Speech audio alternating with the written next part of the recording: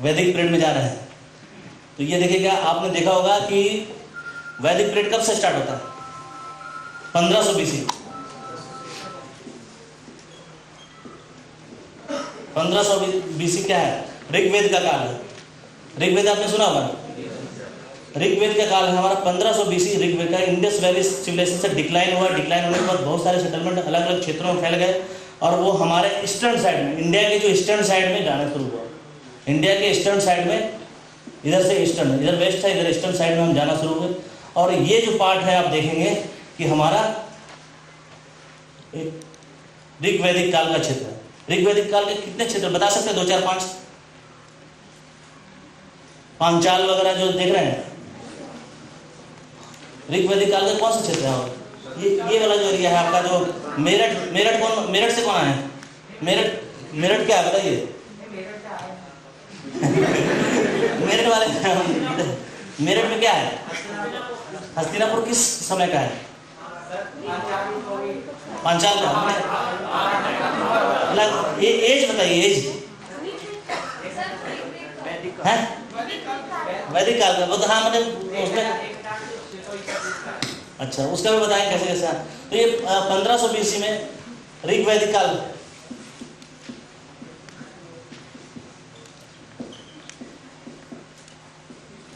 ये क्या जो वैदिक पीरियड था वो क्या अर्बन था? हाँ ग्रामीण था। इसलिए कभी ये नहीं समझना चाहिए कि इंडस वैली से हम बहुत विकसित हो गए। और विकसित के केवल अर्बनाइजेशन से मतलब नहीं हो गया, अलग अलग क्षेत्रों में भी हो सकते हैं। हमें बता रहा है कि हर एक तत्व अलग अलग समय में अलग अलग बैलेंस अपने आप को रखते हैं। तो ऋग्वैदिक काल में हुआ। और यहाँ आपने सुना होगा कि ऋग्वैदिक काल में फिर सब लोगों ने, यहाँ के सोसाइटी लोगों ने तय किया एक वर्ण व्यवस्था बनाई। आपने सुना होगा वर्ण व्यवस्था। तो ऋग्वैदिक काल में वर्ण व्यवस्था बने कि उत्तर वैदिक काल में बने? ऋग्वैदिक काल में। अब मैं बताऊंगा 1500 BC से लेके 1000 BC तक लगभग ये सब मैंने बहुत मोटे मोटे तौर पे होता है। 1500 BC वर्ण व्यवस्था हुआ ऋग्वैदिक काल में। तो आपने ऋग्वैदिक काल के कई सूक्त पढ़े होंगे आप लोगों ने। ऋग्वैदिक काल के गद्य में लिखा है, प्रोज फॉर्म में है कि पोएट्री फॉर्म में? किसमें? पोएट्री में। अच्छा, तो देखिए ऋग्वैदिक काल में, अब देखिए इंटरेस्टिंग क्या है कि ऋग्वैदिक काल में वर्ण व्यवस्था का निर्माण हुआ। कई चीजों को, व्यवस्था को संभालने के लिए लोगों ने वर्ण व्यवस्था बनाई। इसमें सबसे महत्वपूर्ण क्या था? अब तो ट्रेड घट गया था, एग्रीकल्चर और जो हमारी परिसंपत्ति थी एग्रीकल्चर और जानवर। आपने देखा होगा उसमें गाय का महत्व बहुत बड़ा था। एक हमने देखा था राष्ट्र यज्ञ हुए, अलग अलग यज्ञ होते थे, 1000 गाय दी गई, 1 लाख गाय दी गई और इसी से महत्व स्थापित होता था। अभी भी बहुत सारे हमारे क्षेत्र हैं, नॉर्थ ईस्ट में क्षेत्र है। मिथुन एक प्रजाति होती है जानवर की, जिसके पास जितना ज़्यादा मिथुन होता है वो जितना रिच होता है।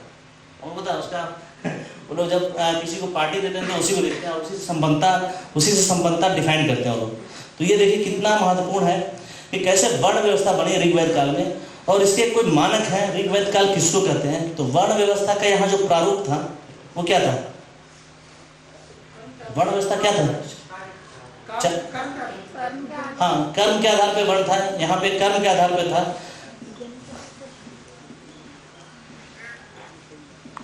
कर्म के आधार पे वर्ण बना यहाँ पे। तो कर्म के आधार पे वर्ण किया तो कितने वर्ण हुए उसमें? 4 वर्ण हो गए। तो 4 वर्ण है जो कर्म के आधार पे है। तो ऋग्वेद का एक सूक्ति है जिसमें बोलते हैं कि मेरे माता, मेरे पिता और मेरा भाई ये सब करते हैं, अलग अलग कार्य करते हैं और एक घर में रहते हैं। लिखा भी हुआ है कि एक घर में हम लोग रहते हैं और अलग अलग कार्य करते हैं। तो ये है कि वर्ण व्यवस्था को लोगों ने समझा। अब सही है गलत है वो बाद में हम लोग और भी बहुत लंबा डिस्कस कर सकते हैं, वो एक अलग चीज़ है। लेकिन वर्ण व्यवस्था का आधार क्या था? लोगों ने एक समझा कि स्पेशलाइजेशन, किसी भी क्षेत्र में जब हम कोई काम करते हैं तो हमें लगता है कि हम स्पेशलाइज करते हैं। तो कर्म के आधार पर, कर्म जिसने अगर कोई पढ़ाई लिखाई में अच्छा था या श्रुति, वहाँ तो उस समय तो ये नहीं था कि आपका लिपिबद्ध नहीं किया जाता था, उस समय तो किताबें नहीं थी उस तरह के। तो लोगों ने अलग अलग आधार पे जो जिसमें जिसकी रुचि थी उस रुचि के आधार पे लोगों ने डिफाइन किया कि हमारा ये कर्म है, हमारा ये कर्म है। उसमें श्रेष्ठता वाली कोई बात नहीं थी कि कौन सा वर्ण है श्रेष्ठ है, उस समय इतना स्थिति स्पष्ट नहीं थी। लेकिन कर्म के आधार पर वर्ण व्यवस्था बनाई। एक परिवार में कई वर्ण के लोग थे, इसका ये समझना है, एक परिवार में कई वर्ण के लोग थे। कोई 2 वर्ण भी हो सकता है, 3 वर्ण भी हो सकता है, वो अपने कार्यों के आधार पर था। लेकिन अमूमन होता है कि जब कर्म के आधार पर होता है तो इसके भी अपना एक पॉजिटिव पॉइंट है कि जो स्पेशलाइज्ड है उसमें काम करेगा तो आपने सिखाएगा। लेकिन यहाँ दिक्कत क्या हुई कि इसी को लोगों ने सोचा कि हम जिन लोगों ने आगे पीढ़ियों ने समझा कि इसको हम जो लोगों ने ऊंच और नीच माना, इसको लगा कि हाँ हमने अपने परिवार को, जैसे कोई भी आज के डेट में भी जो भी परिवार होते हैं तो अपने बच्चों को चाहते हैं कि हम बढ़ाएं, तो उसी प्रकार सब लोगों ने अपने चाहा कि हमारा बच्चा कर्म के आधार पर क्यों हो, जन्म के आधार पर हो। तो जब जन्म के आधार पर बात होने लगी तो उन लोगों ने कई शास्त्रों की रचना की, सूत्रों की रचना की, स्मृतियों की रचना की धीरे धीरे, और ये होने लगी। और उसके बाद फिर हमारा जो वर्ण व्यवस्था है वो कर्म के आधार पर ना होकर धीरे धीरे, ऐसा नहीं कि अचानक 1500 ऐसा ये सब कभी मत सोचिए कि 1500 BC से 1400 BC में ये हो गया। अलग अलग रीजन्स में अलग अलग समय में होता है ये चीज़ें। सोसाइटी काफ़ी बड़ा होता है, हमने बताया कि अलग अलग फेजेस के लोग आते हैं सभी जगह, यहाँ भी अभी होगा। अभी भी आप इंडिया ही देखें, पूरा वर्ल्ड देखें तो एक वर्ल्ड में एक पार्ट बहुत विकसित है, एक पार्ट कम विकसित है या विकसित है। इंडिया में देखें तो इंडिया में भी ऐसा है, अगर बरेली में देखें बरेली में भी ऐसा है, बरेली का किसी गाँव में देखें तो किसी गाँव में भी ऐसा है कि एक गाँव में अलग अलग प्रारूप हर एक जगह मिलता है। कोई बहुत संपन्न लोग होंगे, कोई बहुत गरीब लोग होंगे, कोई बहुत गरीब होंगे। इस तरीके से संपन्नता विपन्नता अलग अलग स्ट्रेटिफिकेशन हर एक क्षेत्र में हर एक समय विद्यमान है। इसी तरीके से ये हुआ कि इसको भी धीरे धीरे प्रयास किया गया। जब भी कोई विशेषाधिकार प्राप्त करता है, कोई भी, ये मानव का स्वाभाविक गुण होता है, वो चाहता है कि ऐसा करें, हम इसको अपने विशेषाधिकार को बनाए रखें।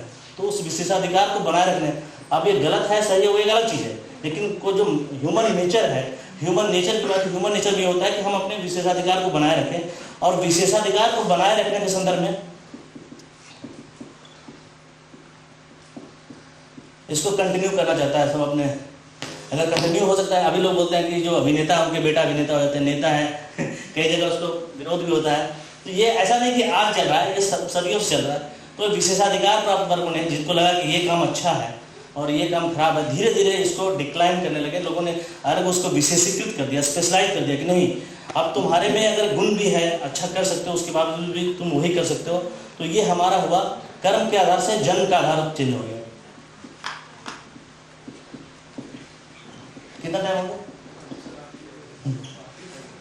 जन्म के आधार पर हुआ, तो कर्म के आधार से जन्म का आधार। तो ये क्या हो गया कि वैदिक काल, ऋग वैदिक काल था तो उत्तर वैदिक काल।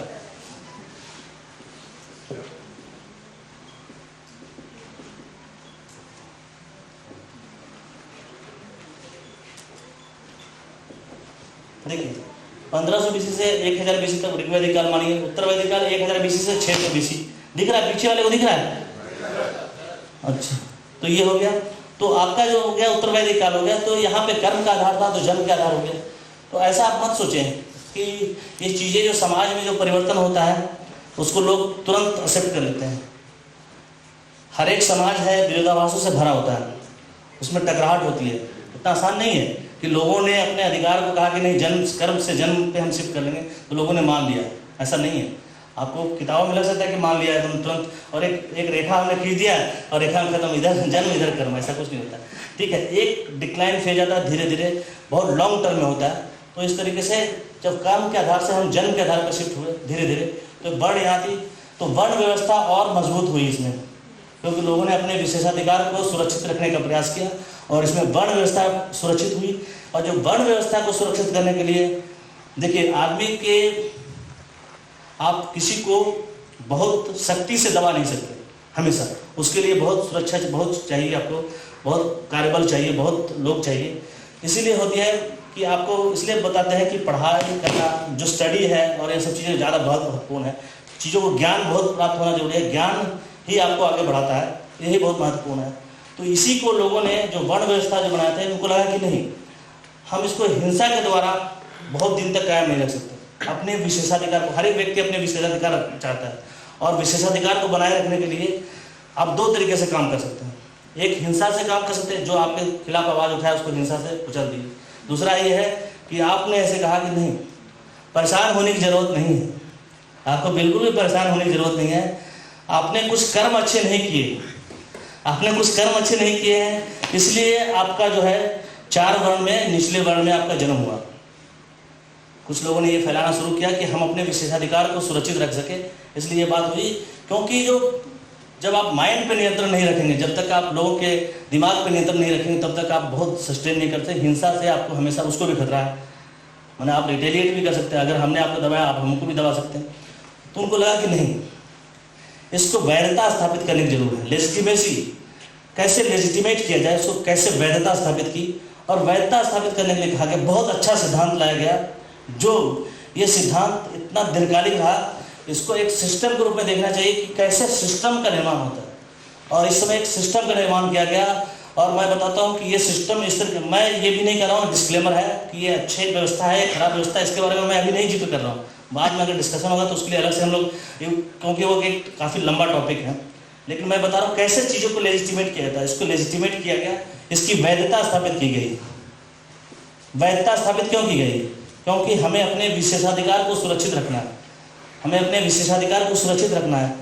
अब अगर हम लोग, हमारी व्यवस्था हो कि हमारा बेटा भी डीएम बन जाए, अगर ऐसी शक्ति मिल जाए तो कोई भी चाहेगा वास्तविक रूप से। लेकिन इसीलिए एक यूपीएससी की व्यवस्था है, जो एक ट्रांसपेरेंट व्यवस्था है, जिसमें किसी गरीब का बेटा भी यूपीएससी की तैयारी करके आप डीएम बन सकता है, या कोई आईपीएस बन सकता है, कुछ बन सकता है। एक व्यवस्था की बात है कि एक व्यवस्था बनाई गई, या निर्वाचन आयोग बनाया गया कि एक व्यवस्था बनाई गई कि कोई भी लोकतंत्र को जीवित रखने के लिए एक निर्वाचन व्यवस्था बनाई गई कि लोगों का अधिकार, हम ये लोकतंत्र सही है गलत है, वो एक बहुत विचार की बात है। लेकिन जो व्यवस्था बनाई जाती है, उस व्यवस्था को बनाए रखने के लिए एक संस्था बनाई जाती है। जैसे आपने देखा निर्वाचन के लिए अभी निर्वाचन आयोग बनाई गई, आप लोग के लिए सिविल सर्विसेज बनाई गई है, और इसकी विश्वसनीयता बनी हुई है, इसलिए आप लोग हैं, ये हम लोग हैं।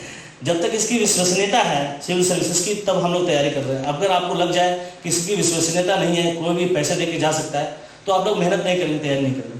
आज की डेट में इसकी विश्वसनीयता है, या जिस भी एग्जामिनेशन की विश्वसनीयता है, कुछ हो सकता है कभी कभी कुछ क्वेश्चन शॉर्ट होते हैं, कुछ होते हैं, लेकिन उसका दंडात्मक कार्रवाई की जाती है।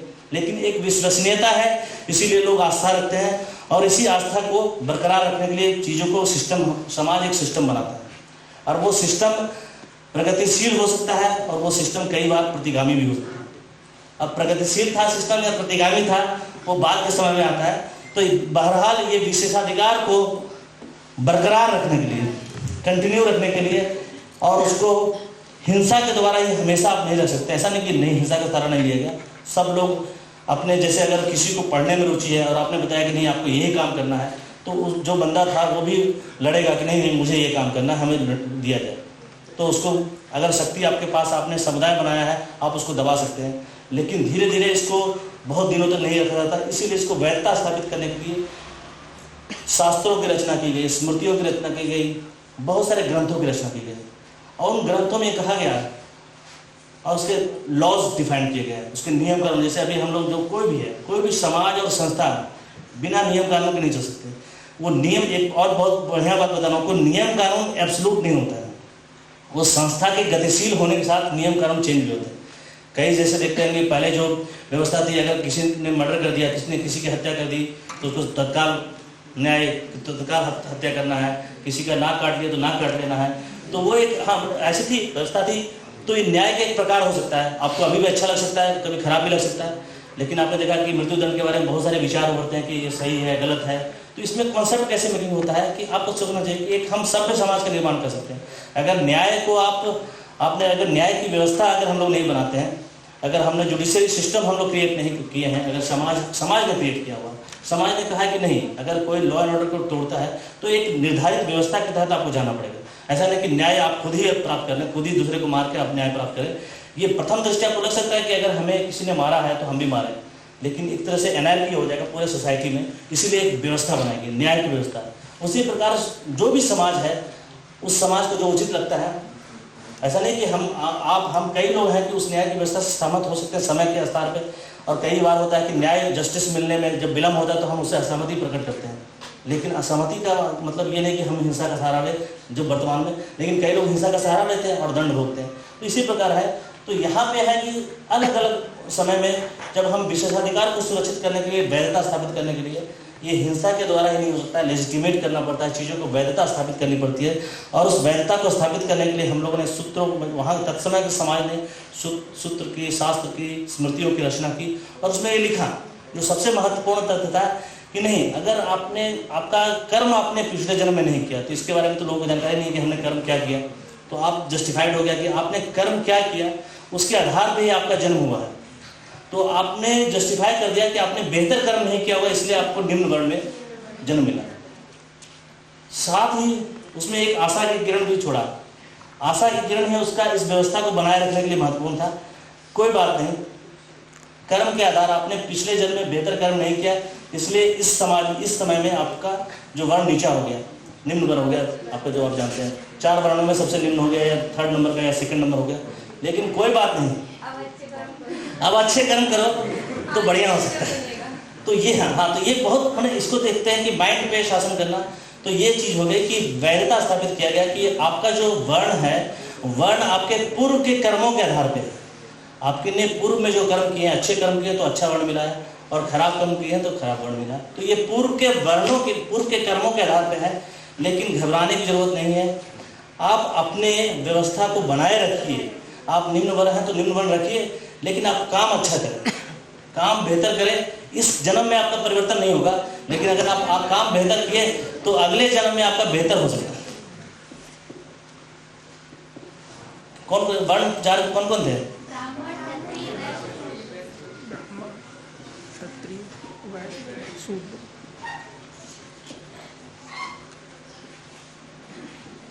ये है, तो ये उसको लेजिटिमेसी हो गया। तो ऐसा नहीं है, आप लोगों को लगता है कि विरोधाभास नहीं रहा। हर एक समय में, हर एक काल में विरोधाभास भी रहे, और इसके लिए लोगों ने संघर्ष भी किया। कई लोगों ने आगे बढ़ा, कई लोगों ने इसको माना नहीं, और कई समाज अलग अलग क्षेत्रों में अलग अलग समाज का निर्माण हुआ। ऐसा नहीं कि हर एक जगह एक समय उत्तर वैदिक काल या ऋग्वैदिक काल या जो वर्ण व्यवस्था का कठोर रूप या सामान्य रूप एक साथ समाज में आ गया। ऐसा नहीं है, हर एक अलग अलग परिस्थितियों, अलग अलग समाज के अलग अलग चरणों में, ज्योग्राफी के अनुसार अलग अलग क्षेत्रों में वर्ण व्यवस्था का स्वरूप अलग अलग रहा। आप लोग पीछे आवाज आ रही है ना?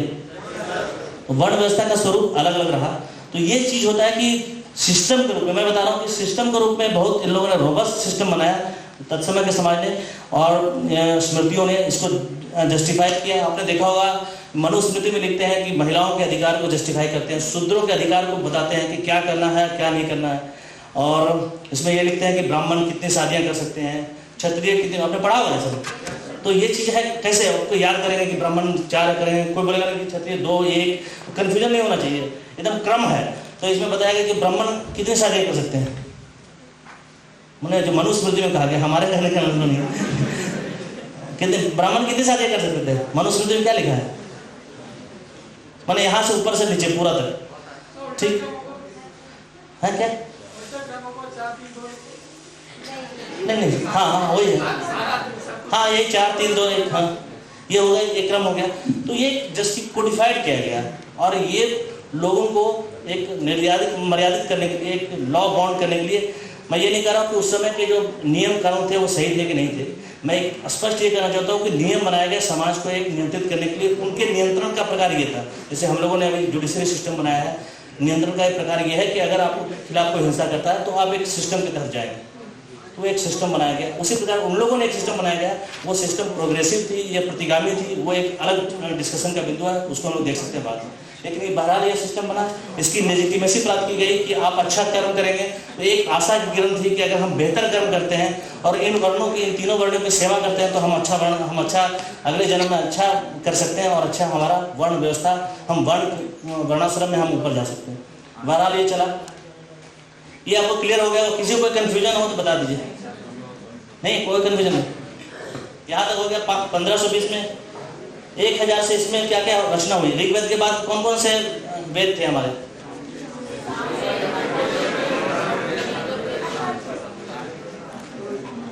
सामवेद,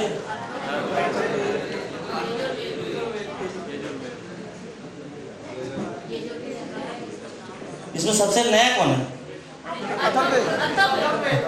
अच्छा, सबसे नया है। और सामवेद और यजुर्वेद में सबसे ये कौन पहले है? यजुर्वेद पहले है? सामवेद। इसमें क्या है? सामवेद में क्या है? चलिए ये सब तो आप लोग, चलिए तो ये सब आप लोग जान रहे हैं, फैक्ट्स जान रहे हैं। तो कैसे है, जो कौन पहले है कौन बाद में है, ये चीज़ है। इसको क्रोनोलॉजी ऐसे समझना है कि कैसे हमारा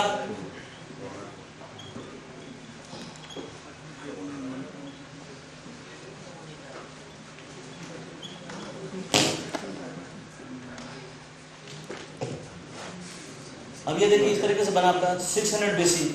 इसके बाद क्या हुआ, देखिए कितना इंटरेस्टिंग है, आपको बहुत अच्छा लगेगा कि देखिए जब ये बात हुई कि हम वर्ण व्यवस्था बनाए, वर्ण व्यवस्था को जस्टिफाई किया हमने, कर्म के आधार से अब जन्म के आधार पर शिफ्ट हुए और जन्म को हमने वैधता स्थापित करने दिया और आशा भी छोड़ा कि आप अच्छा कर्म करके आप वर्णों को चेंज कर सकते हैं अगले जन्म में, इस जन्म में नहीं अगले जन्म में। तो अगले जन्म में चेंज करने की बात है, तो लोगों में आशा हुई कि हम बेहतर कार्य करेंगे। तो एक पॉजिटिव बात थी कि बेहतर कार्य करना चाहिए और इन लोगों की सेवा करनी चाहिए, ऊपर के तीनों वर्णों की इन लोगों की सेवा करनी चाहिए, तब हम अच्छा करेंगे, जो उस समय कहा गया। उसके बाद जब बात, ऐसा नहीं, इतना आसान नहीं है।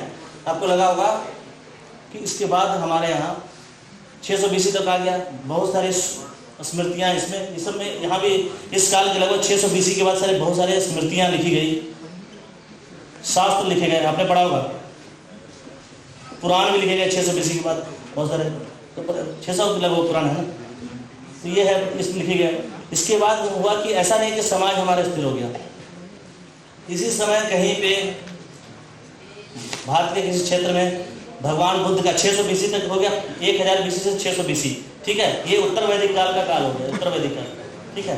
उत्तर वैदिक काल के बाद फिर अचानक से हमारे यहाँ भगवान बुद्ध और भगवान जैन मुनि आए, तो क्यों आए? नहीं माना था कुछ लोगों ने। हाँ देखिए बता रहे हैं, जैसे इसमें है कि इसमें सो कई जगह कई वर्णों में संतोष था और कहीं न कहीं अंतर्निहित ये चीज़ें थी कि लोगों ने महसूस किया कि नहीं, हमें समानता के अधिकार को स्थापित करना चाहिए, हमें प्रोग्रेसिव होना चाहिए और हमें इतने कर्मकांडों में नहीं जाना चाहिए। हमने इसमें एक और भी चीज़ बहुत महत्वपूर्ण है कि इस समय तक जो गाय के संदर्भ में जो बात है कि एक एक यज्ञ होते थे, अलग अलग जो कर्मकांड होते थे, उसमें 1000 गायें सब लोगों को देना पड़ते थे, कई कई जो अपनी संपन्नता के आधार पे, तो इससे कृषि का भी नुकसान बहुत होने लगा। एक और जो सबसे महत्वपूर्ण है, कभी भी किसी भी चीज़ को पढ़ें तो इसमें समाज के साथ साथ इकोनॉमिक्स बहुत जरूरी है, अर्थ बहुत महत्वपूर्ण है। तो कैसे महत्वपूर्ण है कि इसमें हमें ये महत्वपूर्ण है कि बहुत सारे कृषि के जो व्यवसाय है उसको भी हम लोग, जो कृषि के व्यवसाय में पशुओं का इस्तेमाल करते थे हम, और पशुओं को इस्तेमाल को हम लोग बढ़ावा देना चाहते थे, लेकिन कहीं न कहीं हमारे कर्मकांडों ने पशुओं के बहुत ज़्यादा पशु हानि होने लगी। इसलिए फिर बाद में कई जगह अहिंसा के सिद्धांत आने लगे। आपने सोचा कि अहिंसा के सिद्धांत ऐसी अचानक कहीं से नहीं आते हैं। आप सोचेंगे कि अहिंसा का सिद्धांत, आपने देखा होगा 600 BC के बाद ही अहिंसा के सिद्धांत का आगमन होता है। तो कैसे अचानक से कोई चीज़ आ गई क्या?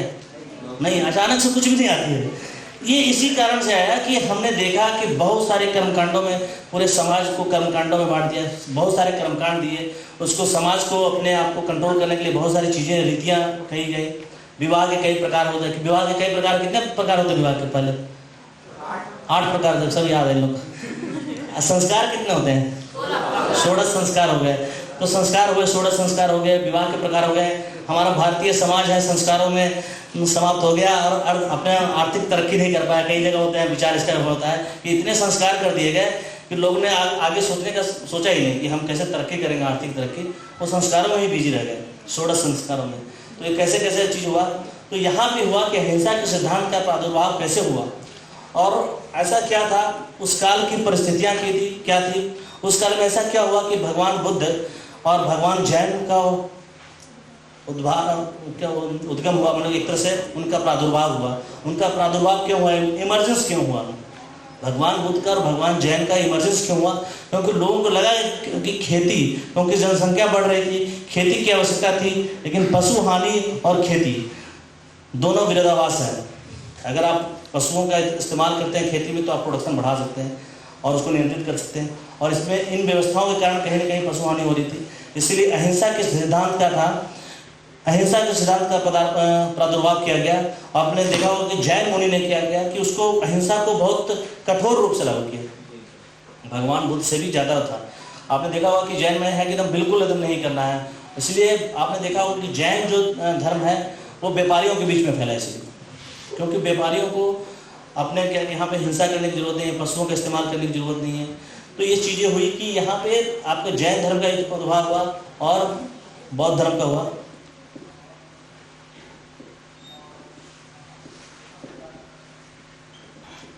अहिंसा होने लगा। अहिंसा का सिद्धांत हुआ कि हम इसको करना चाहिए। और अलग अलग जैसे जैन का जो प्रभाव है ज़्यादातर शहरी क्षेत्रों में रहा इसी कारण से, और थोड़ा सा इस मामले में लीनियंट रूप अपनाया बौद्ध धर्म ने। उन्होंने बिल्कुल एकदम बैन नहीं किया। आपने देखा होगा कैसे 600 BC से ये बौद्ध धर्म कब से है, 600 BC से कब तक गया? हाँ, वो आगे चलते जाएगा। उसमें उस समय मौर्य का डायनेस्टी आ गया। और कौन कौन डायनेस्टी आया? कुषाण अभी मजा ही है, अभी कुषाण में बहुत देर है। अभी कुषाण में जब नहीं कीजिए, अभी मौर्य आएगा 600 BC से 300 BC में। अब इसको बांट देते हैं, आप लोग कंफ्यूज करेंगे। 600 BC सब ये लैंडमार्क्स है, हिस्ट्रिकल लैंडमार्क्स है। 600 BC जैसे 1000 BC से 600 BC उत्तर वैदिक का, 600 BC से 300 BC भगवान बुद्ध जैन धर्म का मैंने प्रोलिफरेशन हुआ, इसका प्रचार प्रसार बहुत ज़्यादा गति से हुआ। ऐसा नहीं कि बाद में खत्म हुआ। अब बताएंगे किस तरीके से उसका ट्रेंड बढ़ा और कैसे बढ़ा हुआ, अलग चीज़ें मैं बताऊंगा। लेकिन 300 BC तक ये जैन धर्म बौद्ध धर्म का प्रादुर्भाव हुआ, उद्गम हुआ, जन्म हुआ और बहुत तेज़ी से प्रसार भी हुआ। आपने देखा होगा कि अशोक का आपने सुना होगा, मौर्य वंश के जो राजा थे अशोक ने भी जो कहा, अशोक का जब जन्म हुआ और जब शासन किया उन्होंने भी बौद्ध धर्म एक्सेप्ट कर लिया। लेकिन आपने देखा होगा कि बहुत छोटी सी बात है, लेकिन वो अपने सुक्तियाँ पढ़ी होगी कि जब राज्यादेश उन्होंने जारी किया, सम्राट अशोक ने जो राज्यादेश जारी किया, तो उन्होंने ये नहीं कहा कि हमारे जो राजा के जो आवास है वहाँ पे सभी पशुओं को काटना प्रतिबंधित है। ऐसा नहीं होना आदेश किया। आपने पढ़ा होगा उसमें कि उसने पूरा लिमिट किया कि नहीं, एक दिन में इतने पशु कटेंगे, इस प्रकार के पशु कटेंगे, मोर ये जो भी है हर एक पशु का डिफाइन किया कि इतने ही कटेंगे। आपने देखा, पढ़ा है कि उसका नहीं पढ़ा? तो ये चीज़ है, उन्होंने डिफाइन किया कि ऐसा नहीं कि बिल्कुल समाप्त किया, तो उसको नियंत्रित किया। तो यही देख रहे हैं कि जैन धर्म और बौद्ध धर्म में इन्होंने बौद्ध धर्म को मनाया, तो बौद्ध धर्म में अहिंसा को बल दिया गया, लेकिन पशुओं के संदर्भ में एक दृष्टिकोण, बैलेंस दृष्टिकोण अपनाया गया। ठीक है। और इसलिए जैन धर्म का जो प्रादुर्भाव हुआ वो शहरी क्षेत्रों में ज़्यादातर सीमित रहा, और ग्रामीण क्षेत्रों में बौद्ध धर्म और जैन धर्म दोनों नहीं, बौद्ध धर्म है आपका ग्रामीण क्षेत्रों में भी रहा और शहरी क्षेत्रों में, व्यापारियों में भी ये हुआ फैला। और इसमें है कि जब मठ बने, बौद्ध धर्म और जैन धर्म के जो मठ बने, तो व्यापारियों ने क्यों इस धर्म को प्रसिद्ध किया? कोई भी चीज़ होता है ना कि रीजन होना चाहिए। ऐसा नहीं कोई ऐसे अचानक आपको दान नहीं देता। तो समझे, जैसे आपने देखा होगा कि भगवान बुद्ध को जेतवन, मैं श्रावस्ती में भी था, श्रावस्ती में जेतवन दान दिया एक व्यापारी ने। तो ये बहुत सारी चीज़ दिए गए, मठ दिए गए, तो बहुत सारी चीज़ दिए गए। तो ऐसा नहीं कि दान या कुछ भी जो चीज़ है ऐसे अचानक से लोग कर देते हैं। उन्हें लगा कि एक मठों से जुड़ने का, एक सुरक्षा का भाव आने का, कहीं ना कहीं अहिंसा के सिद्धांत को बौद्ध धर्म और जैन धर्म बल दे रहा था, उनको व्यापार में बल देने के लिए, इसके लिए इन लोगों ने इसको सपोर्ट किया। और जब राज्याश्रय मिला, जब किसी धर्म को राज्याश्रय मिलता है तो उसको फलने फूलने का, प्रोलिफरेशन का बहुत मौका मिलता है। तो इस काल में आपने देखा होगा कि जैन धर्म और बौद्ध धर्म को धीरे धीरे इसमें भी टकराहट रहा। ऐसा नहीं कि हर एक जगह हिंदू धर्म जैन नहीं, हिंदू धर्म नहीं, ब्राह्मण धर्म, जैन धर्म और बौद्ध धर्म, इनमें बहुत सारे टकराहट हुए। कई चीज़ें दूसरे के लोगों ने समाहित किया, कई तत्व एक दूसरे के लोगों ने लिया और ऐसे करके चला हमारा। तो ये हमारा 300 BC में हुआ। और जो हमारा मौर्य काल कब का है, अशोक का काल कब का है? 323। हाँ, तो ये है मोटा मोटी ईस्वी, तो हम एग्जैक्ट नहीं बताएंगे, जो भी मौर्य का काल हो गया, जो कैसे है, इस तरीके से चला आपका। तो इस तरीके से पूरा क्रोनोलॉजी चला। तो आपको देखना है कि कंटिन्यूटी, जो हमने बताया था, कंटिन्यूटी एंड चेंज।